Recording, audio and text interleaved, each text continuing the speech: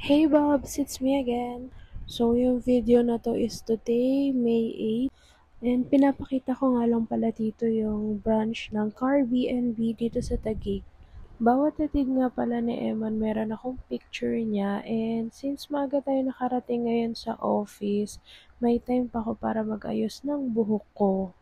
Kung mapapansin nga ninyo, medyo inaantok pa ako niyan dyan kasi late na ako nakatulog tapos ang aga ko nagising. So, support nga na 'to since nahulas na yung blush on na nilagay ko nung umalis dito sa bahay. Nag-touch up na lang ako. Uy, di ka magiging Pikachu dyan, girl. Disclaimer lang ha, hindi yan everyday na ginagawa ko. Kapag tamad na tamad ako talagang wala akong nilalagay na kahit ano sa mukha ko. Yung mama ko rin kasi binibilhan-bilhan kami lately ng mga kung anik-anik sa mukha. Kaya ayan, nagmamaganda. Sa part ka na to, nangingi pa ako ng tissue kasi nakita ko na naputas pala yung sunscreen na hindi ko naman ginagamit, sis. So, magna-9 pa lang yan, kaya may oras pa ako. Actually, nabura ko yung isang video ko na naglilinis kasi parang bumagal yung phone ko dahil doon. Around 10:52 AM nga, since kailangan ko mag-print, nalaman ko na paubos na pala yung ink ng mga printer. Nung mga time nga na 'to nakapag-print na nga ako, pero since nakita ko na nga na nasa critical level na yung mga ink tank ng mga printer, I opted requesting na lang ng ink sa second floor and ni-refill ko na sila. Itong maliit na printer na 'to is centralized, meaning naka-connect siya sa Wi-Fi kaya lahat kami puwedeng mag-print diyan kahit magkakaiba kaming computer. So, dito sa part na 'to nag-announce ako na wag muna magpe-print kasi nga nilalagyan ng ink at saka kailangan ko pa i-head cleaning.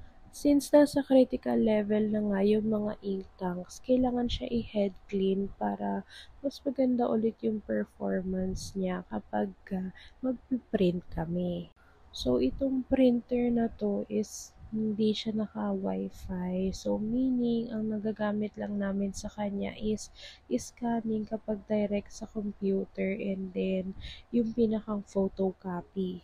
Sa part nga na 'to, yung ka-workmate ko nakangiting lumalapit sa'kin kasi nakalimutan daw niya na bawal pa pala mag-print dahil nag-announce nga ako. Ito nga at pinapakita nga niya kung okay lang ba na mag-print na dire-diretso kaso nakita namin na may mga blank lines kaya kailangan pa talaga i-head clean.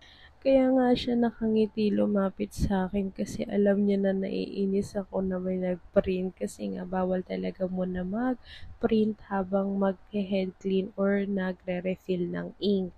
Ito nga palang printer na 'to, sobrang bilis din talaga sa ink. I mean, kapagka nakapag-request ako ng isang ink, mapupuno niya na yung maliit tas ito dito mauubos sa malaki na 'to. So, fast forward nga, since nakapag-ayos na ako nung printer, inayos ko na rin yung pinarin ko na kailangan bayaran sa bangko.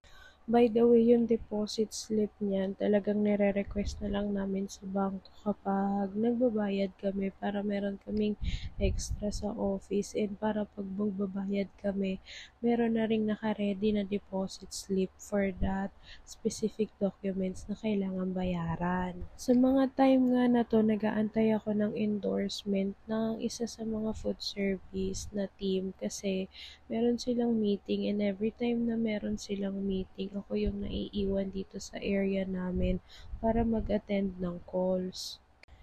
Minsan nga sabay-sabay magre-ring so para kang call center agent tapos hindi ko alam kung sino uunahin ko sagutin, promise. Kaya sobrang bilib ako sa mga nasa BPO industry kasi ang galing nila mag-answer ng calls.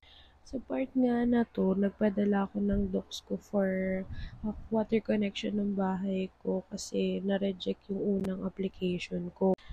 fast forward, naiwan nga ako. So, yun yung pick up ng dalawang customer. And then, ito ko, nililista ko yung mga changes or yung progress na nagawa ko dun sa current na task ko.